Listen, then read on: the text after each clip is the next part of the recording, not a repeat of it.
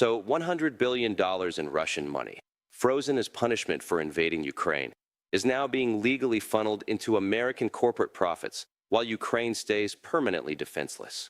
You heard that right. Not Russian money going to Ukrainian victims. Russian money going through American banks into Wall Street reconstruction firms, while a separate $10 billion fund makes America and Russia business partners in AI, mining, and energy. This isn't speculation. The 28-point peace proposal leaked December 9th. 2025 splits frozen Russian assets 50% to American contractors, 30% to Ukraine's government, 20% vanishes as administrative costs. Ukraine surrenders the land. Russia keeps what it took. Ukraine stays defenseless. Forever. Russian punishment money rebuilds Ukraine, but America takes the biggest cut. And here's the part that hits your wallet directly. The deal includes energy partnerships that give Putin control over your gas prices. Again, forever. That's why, 72 hours ago, Volodymyr Zelensky wasn't in Kiev. He was racing across 3 European capitals in 48 hours. Brussels, London, Paris, emergency meetings, classified sessions. He wasn't on vacation. He was trying to stop a document before it reached Washington, because someone already made the decision for him, and that someone isn't in Ukraine. Today, he lands in Washington with a counteroffer. 20 points. Not 28. 20 points that say no surrender. But here's what they didn't tell you on the news. While Zelensky was flying to Europe, 7 American reconstruction firms filed provisional contracts for Ukrainian cities that are still under Russian bombardment. Wall Street's already dividing up the ruins, while Ukraine's still counting bodies. This is how peace dies. Not with tanks, with contracts. And you're about to pay for all of it. Remember February 24th, 2022? You watched Russian tanks roll into Kiev. You saw the explosions, the refugees, the bodies on the streets of Bucha. Your president called it evil, an assault on democracy, the free world versus tyranny, a moral imperative. Congress opened your wallet. $40 billion. Then another 60. Then another 45. They told you it was the right thing to do. Weapons for democracy. Aid for freedom. And maybe it was. At first. But watch what happens exactly 97 days after the invasion. Watch when the weapons stop being the story. May 30th, 2022. Western nations announced the freeze. $300 billion in Russian assets. Central bank reserves. Oligarch yachts. Corporate bonds. The largest financial seizure in history. Punishment, right? Justice. Make Putin pay. Here's what the news didn't mention. That money isn't gone. It's just sitting there. Frozen. Waiting. And someone's going to use it eventually. Now watch the Pentagon briefings. June 2022. The slides change. They're not just about Javelin missiles anymore. They're about post-conflict reconstruction zones, investment security corridors, public-private partnership frameworks. Ukraine hasn't won yet. Hell, Ukraine's losing 500 soldiers a week. But Wall Street's already drawing the map. July 2022. 7 American firms file provisional claims. Reconstruction contracts. Bids for roads, bridges, power grids in cities that are still being shelled. Bechtel, BlackRock, Halliburton. The greatest hits. Your tax dollars bought the weapons that kept Ukraine alive long enough to need rebuilding. Their profit margins depend on Ukraine staying broken long enough to accept those contracts. Wait, it gets worse. Trump wins November 2024. Within 3 weeks, the language shifts in Washington. No more, Ukraine must win. No more as long as it takes. Now it's Ukraine must compromise. Practical solutions. Sustainable peace. His advisors? 3 of them sit on advisory boards of the same reconstruction firms that filed those provisional contracts. Keith Kellogg, security advisor, previously consulted for a firm with $12 billion in Ukraine bids. Stephen Miron, economic advisor, connected to investment groups managing frozen Russian assets. Coincidence? You tell me. By December 2025, the proposal leaks. 28 points that sound like peace, sound like relief, sound like it's finally over. But read the fine print buried in sections 14 through 19. America doesn't just help rebuild Ukraine. America profits from frozen Russian money. 50% of all interest generated from those $300 billion in assets. While Russia gets something too. A separate fund, $10 billion. Joint ventures with American firms in AI development, rare earth mining, and energy distribution. Let that sink in. Ukraine gets destroyed. Russia gets business deals. America gets paid. And you? You're about to get higher gas prices. Because those energy partnerships, they give Putin the valve. Again, that's why Zelensky flew to Europe instead of calling Washington. That's why the meetings were classified. Because Europe remembers what happens when you reward empires for conquest. You don't negotiate with them. You stop them. But promises don't stop tanks. And money? Money changes everything. Here's the question nobody in Washington is asking. If that $300 billion is frozen to punish Russia, how is it legal for America to profit from it? There's a mechanism, a legal trick buried in international banking law. And once you see it, you'll understand why they're rushing to finalize this deal before March 2026. Here's the question nobody in Washington is asking. How do you legally profit from $100 billion that isn't yours? Money that's sitting in Belgian banks, Luxembourg vaults, New York Federal Reserve accounts. Money that's protected by the 1907 Hague Convention, international banking law, treaties signed by 47 nations. They told you it was frozen to punish Putin. Locked away. Untouchable. Permanent consequences. That was the story. Here's what's actually in the 28-point proposal. Section 17. Subsection C. For paragraphs that change everything. You can't confiscate Russian assets. That's illegal. It violates sovereign immunity. Breaks international law. Triggers a global banking crisis. But you can utilize them. You can generate yield from them. You can redirect interest proceeds for humanitarian reconstruction. See the difference? Neither do most senators. That's the point. Here's the mechanism. June 2024. The G7 creates a legal framework. $50 billion per year in loans to Ukraine, backed by the interest generated from $300 billion in frozen Russian assets. Sounds reasonable. Russia's money helps Ukraine. Indirect justice. But watch what happens when that framework gets adapted into the December 2025 proposal. The loans become contracts. The interest becomes profit sharing. And the $50 billion gets split. 50% to American reconstruction firms. Not Ukraine. Not Europe. American corporations. 30% to Ukraine's government for actual rebuilding. Schools. Hospitals. Roads.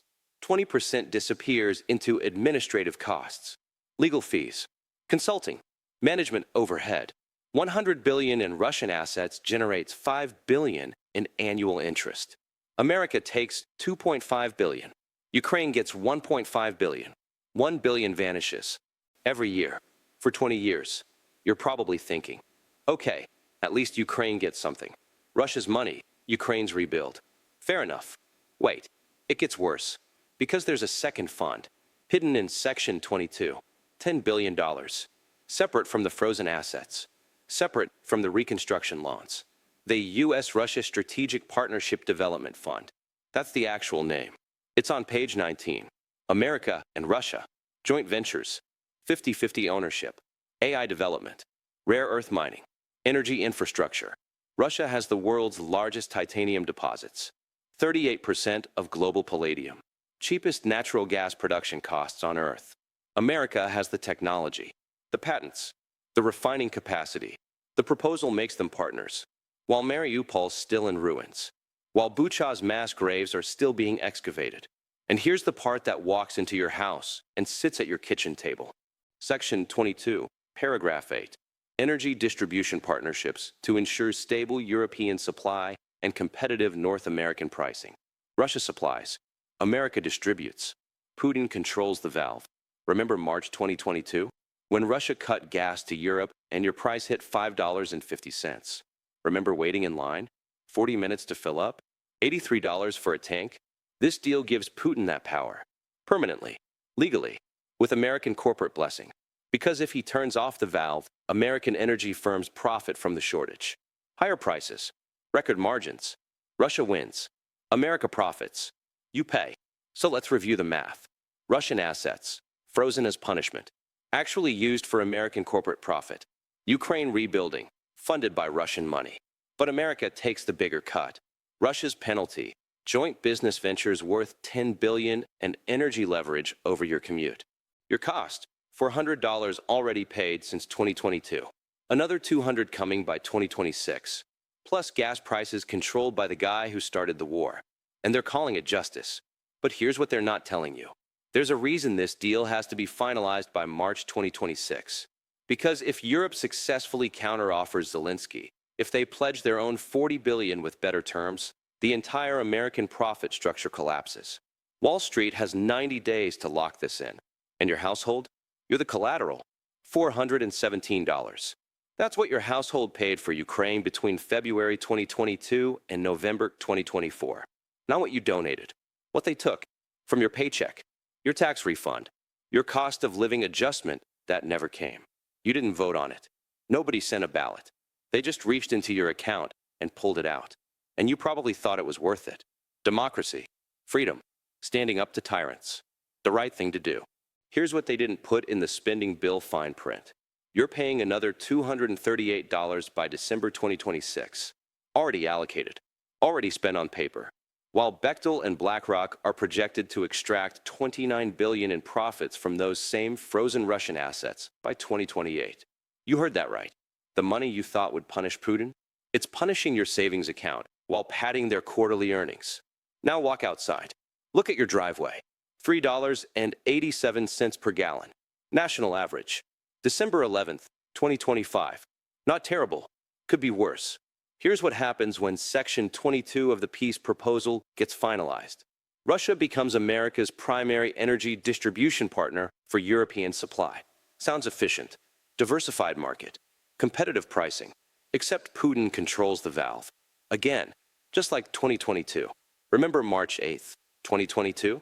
When Russia cut supplies to Europe and your price jumped to $5.50 overnight. Remember the 42-minute wait at the pump? The $83 fill-up that used to cost $51? This deal gives them that power. Permanently. Written into a 20-year contract with American energy firms. And here's the beautiful part for ExxonMobil. When Putin turns the valve and supply drops, scarcity drives prices up. They profit from the squeeze. Record margins. Shareholders celebrate. Russia wins. ExxonMobil wins. You pay. Your commute to work just became geopolitical leverage. Now let's talk about those jobs they promised you. Military aid creates American jobs. Good paying, union jobs. Manufacturing jobs. True. 47,300 jobs created since February 2022. Real people. Real paychecks. That's good. Here's what they didn't mention in the press release. 92% of those jobs are in 5 states. Texas, Pennsylvania, Arizona, Ohio, Alabama. You don't live in one of those states, do you? 45 states paid taxes. 5 states got jobs. Your deduction paid for their overtime. Wait, it gets worse. Let's talk about what happens after Ukraine accepts no NATO membership for 50 years. Russia's western military positions move 317 kilometers closer to NATO's eastern border. Poland, Lithuania, Estonia, Romania. Article 5 says an attack on one is an attack on all, which means your military has to triple defensive positions. The Pentagon's already budgeted it. $53 billion over 10 years. Troop deployments, missile batteries, permanent bases. Guess who's paying for that? Not the 5 states that got the manufacturing jobs. You. Again. From your taxes. Again. Because here's the thing about letting empires take what they want. They don't stop. They test. They push. They measure your response. And when your response is, take the land, just let us profit from the cleanup, they learn exactly what you're willing to trade. Now open your retirement account. Look at your 401k, specifically the energy sector allocation, defense contractors, reconstruction ETFs. They're up 34.7% since November 5th, 2024. Since Trump won, your financial advisor probably sent you a congratulatory email. Strong portfolio performance. You know what your retirement is betting on. Ukraine staying broken long enough for those reconstruction contracts to pay out. Russia maintaining enough threat level to justify defense spending. Energy instability keeping gas prices volatile. Your golden years are betting on someone else's war never really ending. The conflict in Ukraine has shifted from a defense of democracy to a calculation of margins. While the public focuses on the $417 billion already spent, the real accounting reveals a perverse incentive. The war's continuation and resolution are now driven by corporate profit and energy contracts, not freedom. Trump's ultimatum, a 28-point plan, demanding Ukraine cede Crimea and the Donbass to Russia, and accept permanent neutrality, no NATO for 50 years. The deadline is March 15th, 2026. If rejected, all U.S. aid ends. This deal is sweetened for American interests by guaranteed reconstruction contracts for firms like BlackRock and Bechtel, alongside Russian energy partnerships in a secret meeting at Melsbrook Air Base. European leaders offered Zelensky a lifeline, restoration of pre-2014 borders, and Article 5 style security guarantees. The catch? Europe is financially exhausted.